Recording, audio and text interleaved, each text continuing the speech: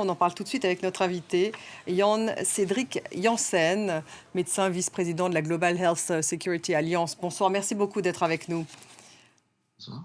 Le gouvernement britannique prend-il un risque majeur en annonçant aucune restriction avant la fin de l'année pour l'Angleterre ?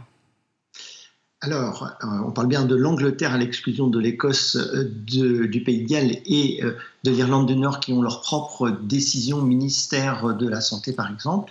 Et il prend un pari. Il prend un pari sur le fait que Omicron, bien que beaucoup plus infectant et ayant une tendance à infecter plus de monde, donnera moins de cas graves. Alors c'est un pari et l'avenir lui dira s'il a raison. Il peut prendre comme constater en tout cas que les autres parties du Royaume-Uni ne suivent pas sur cette décision.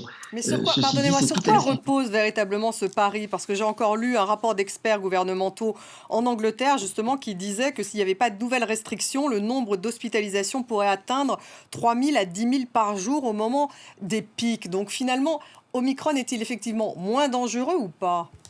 Alors en fait, c'est une question de balance entre le nombre de personnes infectées et la proportion de personnes gravement infectées ou qui développent une forme grave. Si par exemple vous avez le Omicron qui infecte 2 fois plus de personnes, mais qu'il entraîne que 2 fois moins de cas graves, eh bien vous aurez le même nombre de cas graves qui arriveront. Donc si la courbe suit exactement la même tendance qu'actuellement, eh bien le système de santé sera submergé en Angleterre comme ailleurs d'ailleurs. Et donc les Anglais ont déjà un plan B, mais pour l'instant, pour ce qui concerne l'Angleterre, donc la partie purement Angleterre du Royaume-Uni, le plan B n'est pas appliqué, alors que c'est le cas pour les autres parties du Royaume-Uni. Alors justement, ce que vous appelez le plan B, est-ce que ce sont les mesures qu'ont mis en place l'Irlande du Nord, l'Écosse ou encore le Pays de Galles qui, par exemple, ont fermé les pubs ou on Tout ferme à les fait. pubs tôt? Ils ont également instauré des jauges dans les lieux publics. C'est cela le plan B, donc, qui n'est pas appliqué en Angleterre? Voilà, c'est ça, c'est ce plan B qui, en fait, il faut bien voir que le virus, aujourd'hui, il a quitté le monde animal pour rentrer dans le monde humain. Et ce virus, nous en sommes, nous, les êtres humains, nous en sommes à la fois le producteur et nous sommes aussi la solution. Et la solution, c'est d'éviter le brassage de population. C'est de limiter au maximum que les personnes éloignées les uns des autres se rapprochent pour diminuer au maximum les capacités de développement et de diffusion du virus. Et c'est tout l'enjeu pour les hommes politiques, c'est qu'il faut trouver le juste milieu entre ne pas trop limiter les déplacements des êtres humains parce que ça limite l'économie, c'est-à-dire ce qui nous fait vivre, et de l'autre côté, plus il y a des déplacements, plus il y a des brassages de population, plus le virus diffuse, quel que soit son variant d'ailleurs. Mais à votre avis, qui a raison? L'Irlande du Nord, l'Écosse, les Pays de Galles ou l'Angleterre?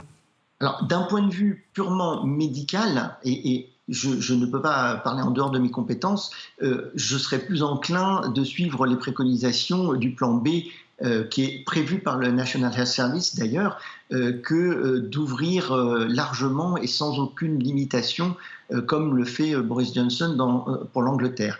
Mais encore une fois, c'est un pari extrêmement risqué, mais c'est l'homme politique qui doit prendre les décisions et prendre les risques pour sa population, c'est sa fonction.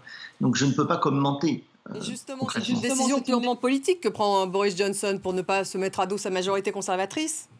C'est exactement ça, mais en même temps, c'est ce qu'on attend d'un homme politique, c'est qu'il prenne les décisions politiques. Et c'est toute la différence entre l'avis expertal des médecins, des scientifiques, et la décision du politique. Et l'un ne peut pas prendre la décision de l'autre. Il n'appartient pas aux experts ni aux médecins de dire quelle est la bonne décision. Il nous appartient d'apporter tous les éléments qui permettent objectivement et le plus éclairé possible aux politiques de prendre sa décision.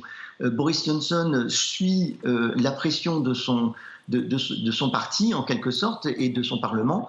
Il verra s'il a eu raison après. Et ça, personne ne peut le savoir aujourd'hui.